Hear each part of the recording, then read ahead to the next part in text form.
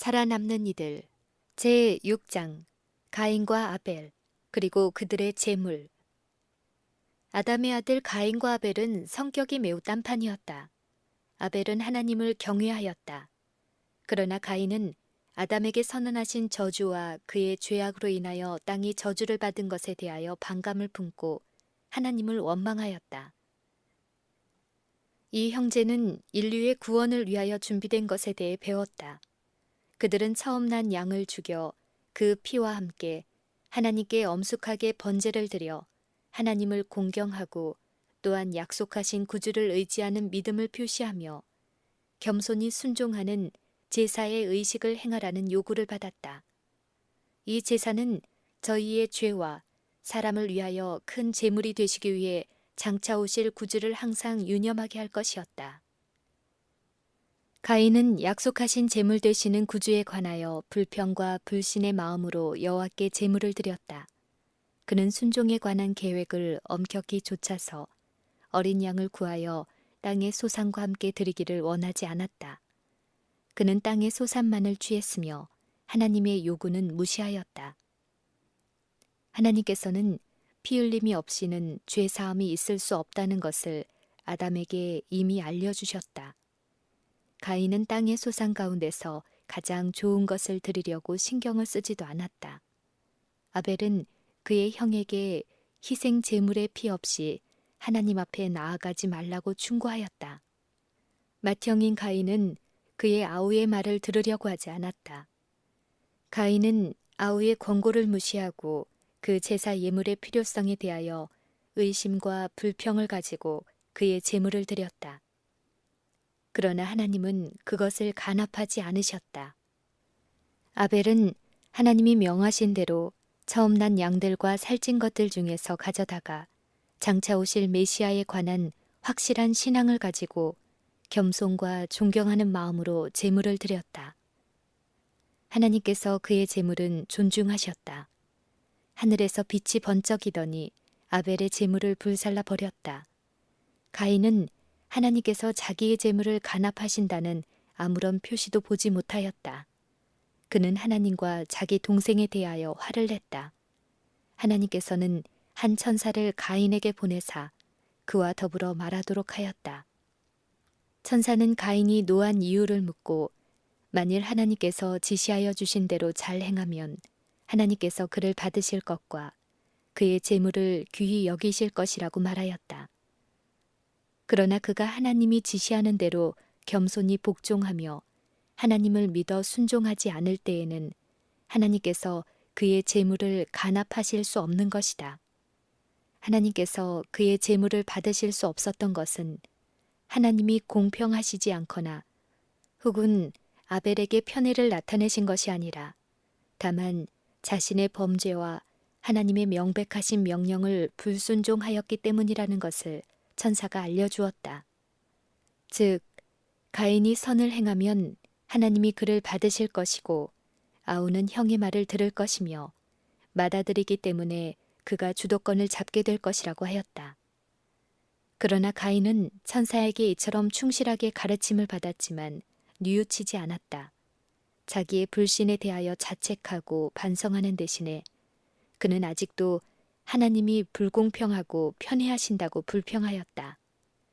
시기와 증오심을 품고 그는 아벨과 다투며 그를 질책하였다. 아벨은 온유한 태도로 형의 과오를 지적하며 잘못이 형에게 있다고 말하였다. 그러나 가인은 하나님께서 아벨의 제물을 기꺼이 받으신 표를 보여주신 순간부터 아우를 미워하였다. 그의 동생 아벨은 하나님께서는 저희 부모를 즉시 죽이실 수도 있으셨지만 그들의 생명을 취하지 않으심으로 나타내신 하나님의 자비하심을 옹호함으로써 형의 노여움을 가라앉히고자 애썼다.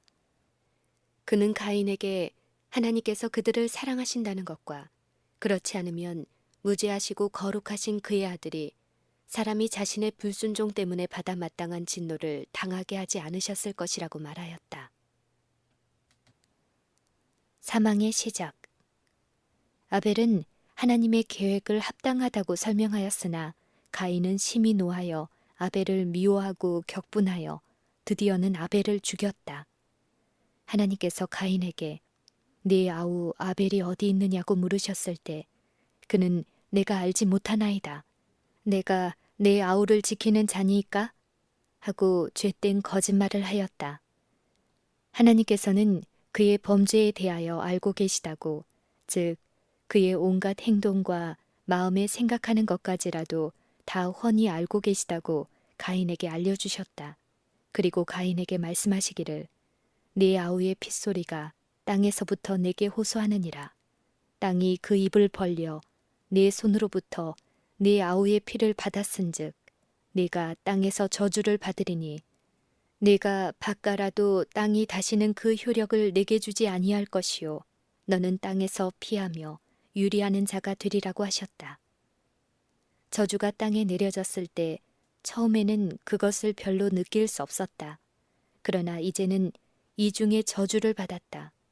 가인과 아벨은 두 계층, 즉 인간이 타락할 때부터 그리스도께서 재림하실 때까지 존재할 의로운 사람과 악한 사람, 믿는 자와 믿지 않는 사람들을 대표한다. 가인이 그의 아우 아벨을 죽인 것은 장차 의로운 사람을 시기하여 저희보다 나은 사람이기 때문에 그들을 미워할 악한 사람들을 대표한다. 그들은 의인을 시기하며 또 그들의 의로운 행실이 저희의 범행을 견책하기 때문에 그들을 박해하고 죽이려 들 것이다. 아담의 일생은 슬픔과 겸비와 끊임없는 회개의 생애였다. 그가 자기의 자녀와 손자들에게 하나님 경외하는 일에 대해 가르칠 때 그는 자기의 후손에게 비참한 결과를 끼친 자기의 죄에 대하여 격한 비난을 받았다. 그가 아름다운 에덴 동산을 떠날 때에 그는 반드시 죽을 것이라는 생각에 그의 마음은 두려움으로 떨었다. 아담은 사망을 무서운 재앙으로 바라보았다. 그는 자기의 아들 가인이 그의 아우 아벨을 살해했을 때 인간 가족 내에 무서운 죽음의 실제를 처음으로 알게 되었다. 아담의 마음은 자기의 범죄 때문에 심한 가책으로 가득하였으며 그의 아들 아벨을 잃어버리고 가인은 살인자가 되어 하나님께서 그에게 저주를 선언하셨음을 알았을 때 아담의 마음은 슬픔으로 저상되었다. 그는 최초의 큰 죄를 저지른 데 대하여 자신을 매우 혹독하게 질책하였다. 그는 약속하신 희생 제물을 통하여 용서하여 주시기를 하나님께 탄원하였다. 그는 자기가 낙원에서 범한 죄악 때문에 이르러온 하나님의 진노를 뼈저리게 느꼈다. 그는 후에 하나님께서 지상의 주민들을 홍수로 멸망시키도록까지 했던 전 세계적인 타락을 목격하였다. 창조주께서 그에게 선언하신 죽음의 선고는 처음에는 무섭게 보였으나 수백 년간의 생애를 한 후에는 사망으로서 비참한 생애를 그치게 하시는 것이 공의로우시며 하나님의 자비의 처사라고 보게 되었다. 아담은 떨어지는 나뭇잎과 시드는 꽃에서 쇠퇴해가는 천연계의 첫 징조를 목격하였을 때 사람들이 죽은 자를 위하여 슬퍼하는 것 이상으로 심히 슬퍼하였다.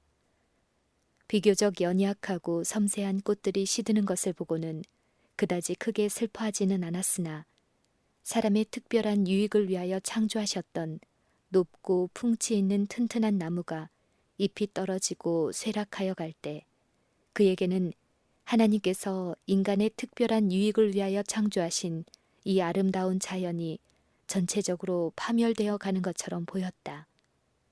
아담은 자기 아들과 손자들, 즉 구대 손들에게까지 완전했던 에덴의 가정, 그리고 그의 타락과 그로 인한 무서운 결과들, 그리고 아벨의 죽음을 몰고 온 자기 가족 내의 불화로 인해 그가 당한 슬픔의 짐을 자세히 말해 주었다.